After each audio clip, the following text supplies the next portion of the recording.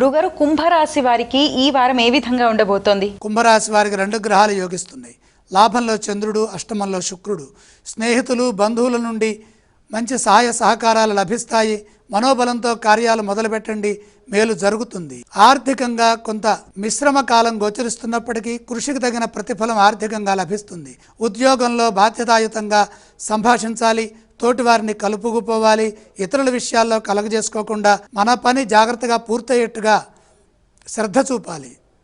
క్రమంగా చేసిన కృషి ఫలిస్తుంది. నైపుణ్యాన్ని ప్రదర్శించండి. వ్యాపారంలో కీలక విషయాలను జాగ్రత్తగా పరిశీలించండి.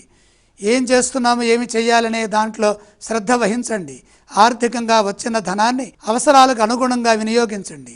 కుటుంబ సభ్యులతో మాట్లాడేటప్పుడు సంయమనాన్ని పాటిస్తూ మిత్రులతో వివాదాలు రాకుండా జాగ్రత్తలు తీసుకోండి.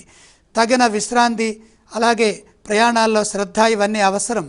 లక్ష్యంపై దృష్టి నిలపండి.